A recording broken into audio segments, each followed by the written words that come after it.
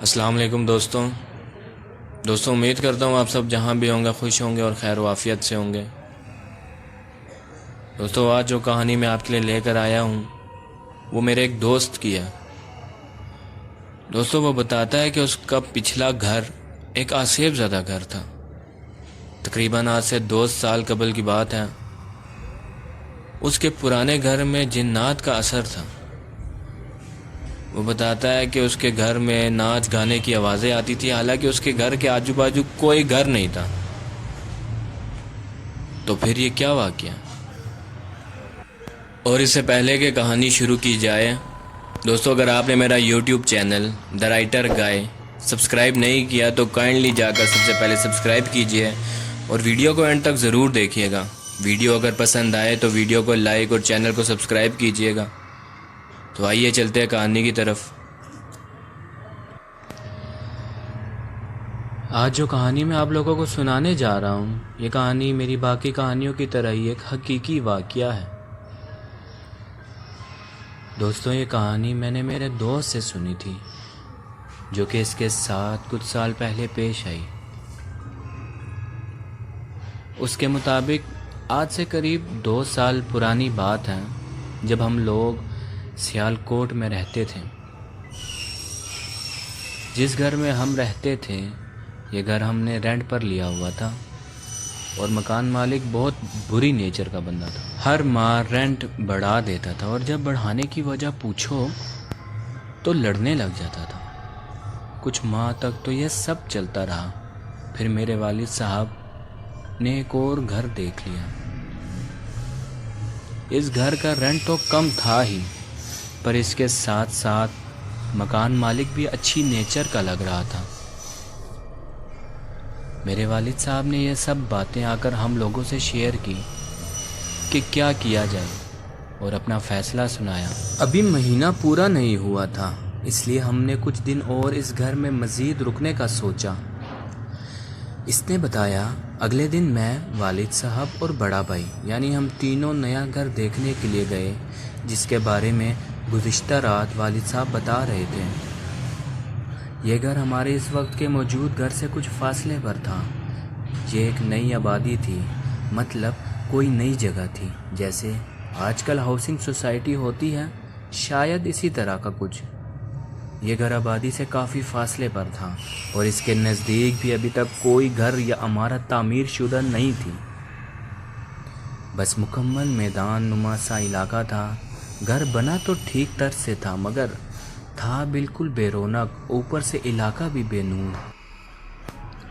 اس نے بتایا میں اس گھر میں آنے پر خوش تھا، لیکن یہاں خوف معلوم ہوتا تھا، شاید اس لیے بھی کہ یہ آبادی سے ہٹ کر تھا۔ والد صاحب اس مکان کو ہاتھ سے نہیں جانے دینا چاہتے تھے۔ وجہ یہ تھی کہ اب وہ پرانے مالک مکان کا ایٹیٹیوڈ سے تنگ آ چکے تھے، اور شاید اس لیے بھی کہ اس کا رینٹ بھی مناسب تھا۔ یہاں سب کچھ نارمل تھا، پر معلوم نہیں کیوں ایک نحوست محسوس ہونے لگی تھی۔ میں اس بات کو لے کر کچھ گھبرا رہا تھا، ایک ڈر سا محسوس ہوتا تھا اس گھر کو دیکھ کر۔ اوپر سے صحن میں ایک پرانا برگد کا درخت لگا ہوا تھا، جو دیکھنے میں بے حد پرانا تھا۔ اس کی شاخیں ایسے معلوم ہوتی تھیں جیسے کوئی بال کھولے ہمیں مسلسل دیکھ رہا ہے۔ میرے بڑے بھائی نے بھی یہ بات والد صاحب کو بولی۔ ابو آپ کو یہ گھر عجیب نہیں لگ رہا؟ جس پر والد صاحب نے بس اتنا ہی کہا، نہیں مجھے تو کچھ عجیب نہیں لگا۔ میرا دوست بتاتا ہے اس گھر میں کچھ بلیاں بھی نظر آئیں اسے، اور عجیب بات یہ تھی کہ وہ بلیاں ہم لوگوں سے بالکل بھی خوف زدہ نہیں تھیں۔ اگلے دن ہم لوگوں نے گھر کی صاف صفائی شروع کر دی۔ صفائی کے دوران ہمیں ایک کمرے میں کچھ گیندے کے پھولوں کی پتیاں ملی۔ بعد میں معلوم ہوا کہ یہ پھول ہندو لوگ اپنی عبادت کے دوران استعمال کرتے ہیں۔ خیر 2 دن بعد ہم لوگ یہاں شفٹ ہو گئے۔ اس نے بتایا کہ جب ہم سامان کے ساتھ اس گھر میں پہنچے تو گھر کے مین گیٹ کے سامنے ایک کالی بلی بیٹھی تھی۔ اس بلی کو دیکھ کر میرے والد صاحب نے دھتکار دی، پر وہ بھاگنے کی بجائے غرانے لگی، اور اس طرح کھڑی ہو گئی جیسے ابھی ہم پر حملہ کر دے گی۔ خیر گاڑی سے سامان اتارا جانے لگا۔ اتنی دیر میں وہ بلی معلوم نہیں کہاں غائب ہو گئی۔ ہم نے گھر ایک دن پہلے ہی آ کر صاف کر دیا تھا، اس لیے بس سامان رکھنے ہی کی تکلیف رہ گئی تھی۔ سامان رکھ کے ہم لوگ بالکل تھک گئے تھے۔ رات کا کھانا کھائے بعد میں ہم لوگ اپنے اپنے بستروں پر جاتے ہی تھکن کی وجہ سے سو گئے۔ رات کے کسی پہر ہمیں صحن سے بلیوں کے رونے کی آوازیں آنے لگیں، جن کو سن کر ہم لوگ خوف کے دائرے میں آ گئے۔ ابو اٹھ کر باہر آ گئے اور انہیں دھتکار دیا، جس کے بعد ہماری جان میں جان آئی۔ صبح سب لوگ اٹھے تو صحن میں کسی جانور کا کٹا ہوا سر پڑا ہے اور ایک بلی اسے نوچ نوچ کر کھا رہی ہے۔ میں نے جب اسے دیکھا تو ڈر کے مارے شور مچا دیا۔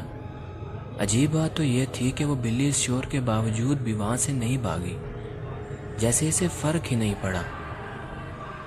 ابو نے ایک لکڑی کی چھڑی ہاتھ میں اٹھائی اور 2-3 بار زمین پر ماری، جس سے وہ بلی سر سمیت بھاگ گئی۔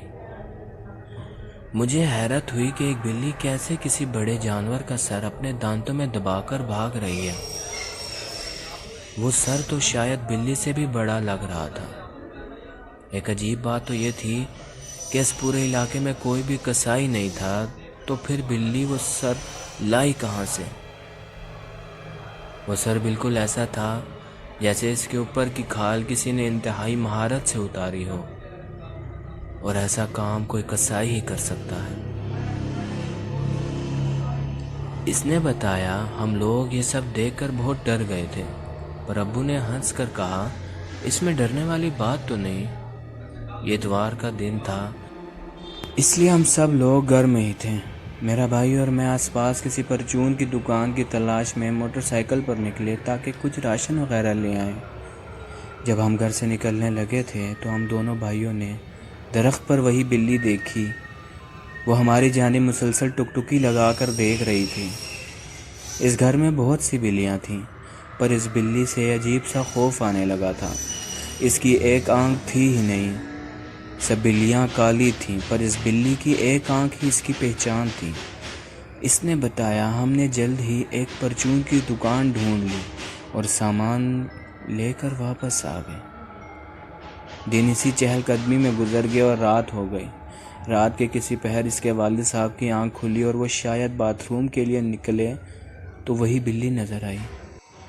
انہوں نے اسے بھگانے کی کوشش کی تو وہ کہیں غائب ہو گئی۔ اس نے بتایا گرمیوں کے دن تھے اور ہمیں اس گھر میں رہتے ہوئے 1 ہفتہ ہو گیا تھا اور روز ہی کچھ نہ کچھ عجیب دیکھنے کو ملتا تھا۔ اب والد صاحب کو بھی یہاں کسی پر اسرار چیز کے ہونے کا احساس ہو گیا تھا، پر شاید وہ اس لیے خاموش تھے کہ ہماری فیملی میں ایک وہی تھے جو ہم سب کو سنبھالے ہوئے تھے۔ اس نے بتایا یہ سلسلہ جاری رہا۔ ہم عشاء کی نماز کے بعد ہر رات ہی کچھ نیا دیکھتے، جیسے کہ درخت پر سرخ روشنیاں، بلیوں کا رونا، پوجا کے پھول جو صفائی کے دوران ملتے رہتے تھے۔ اس نے بتایا سچ بتاؤں تو اب شاید ہمیں سب کی کہیں نہ کہیں عادت سی ہو گئی تھی۔ اب بلیوں کے رونے پر ابو بھی انہیں دھتکارتے نہیں تھے، بس خاموش ہو کر یہ سب سنا کرتے تھے یا کبھی سب کو اگنور کر دیتے تھے۔ پر ایک چیز تو ظاہر تھی اور وہ یہ کہ ہم سب گھر والوں کا ایٹیٹیوڈ کافی بدل گیا تھا۔ ایک رات تو حد ہی ہو گئی۔ ہم سب ایک کمرے میں بیٹھے ہوئے تھے اور کسی ضروری ٹاپک پر ڈسکشن چل رہی تھی کہ ہمیں صحن سے ناچنے گانے کی آوازیں آنے لگیں۔ معلوم پڑتا تھا جیسے کچھ عورتیں کچھ گا رہی ہیں، شاید کسی چیز کی خوشی منا رہی ہیں۔ ہم لوگوں کے آس پاس تو کوئی گھر بھی نہیں تھا اور گھر کے باہر بھی کچھ ایسا نہیں تھا، تو یہ بات واضح تھی کہ آواز صحن سے آ رہی ہے۔ ہم لوگ اتنا خوف زدہ ہو گئے کہ اتنی ہمت نہیں ہوئی کہ ایک بار باہر جا کر دیکھ لیں۔ میں خاموشی سے اس کی باتیں سن رہا تھا۔ پھر اس نے کہا جانی آج بھی وہ سب سوچتا ہوں تو رونگٹے کھڑے ہو جاتے ہیں۔ پھر میں نے اس سے پوچھا یار تم لوگوں نے عالم سے رابطہ کیوں نہیں کیا؟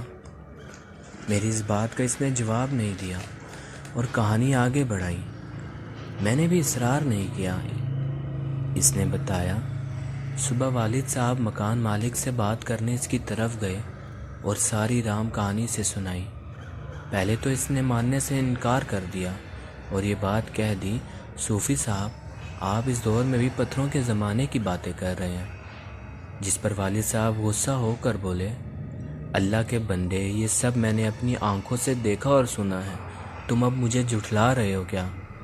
میں تم سے اتنی دور صرف مذاق کرنے آیا ہوں۔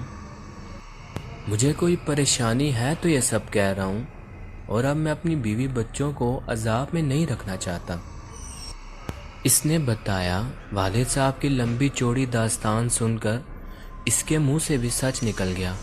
اس نے بتایا کہ جو بھی اس کے گھر میں آتا ہے زیادہ وقت نہیں رکتا، پر وہاں جو کوئی بھی ہے کسی کو نقصان نہیں پہنچاتا۔ آپ کو یہ گھر کم پیسوں میں رینٹ پر دیا۔ ابھی اس نے اتنا ہی بولا تھا کہ والد صاحب نے اسے 2-3 سنا دی اور واپس گھر آ گئے۔ اس نے بتایا، جب وہ گھر پہنچے تو والدہ گھر سے باہر کھڑی ہوئی تھیں۔ وہ بہت ڈری ہوئی تھیں۔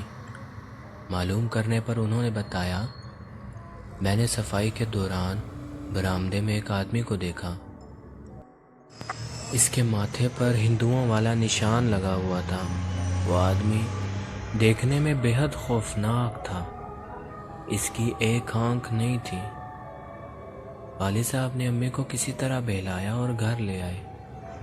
میں اسکول میں تھا جب والد صاحب اور بھائی مجھے لینے آئے۔ ہم لوگ اپنی پھوپھو کی طرف آ گئے جو اس شہر میں رہتی تھی۔ کچھ دن وہیں رکے رہے۔ جب نیا مکان ملا تو اس منحوس گھر سے سب سامان اٹھا کر دوسرے گھر میں شفٹ ہو گئے، اور یہ آخری بار تھی جب میں نے اس گھر کو دیکھا تھا۔ اس نے بتایا، یہ میری زندگی کے خوفناک ترین ایام تھے۔ وہ گھر، وہ بلی کی آوازیں، وہ ناچنے گانے کی آوازیں مجھے اب بھی اکثر خواب میں ڈرا دیتی ہیں۔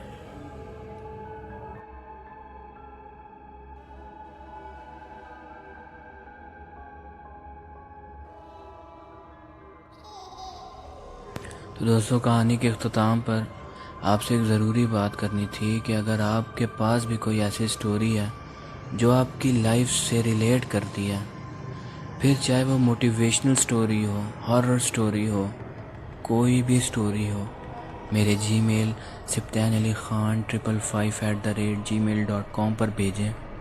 ہم انشاءاللہ اس پر ویڈیو ضرور بنائیں گے۔ اور اگر آپ کو ہماری ویڈیوز پسند آئیں تو چینل کو سبسکرائب ضرور کیجیے گا۔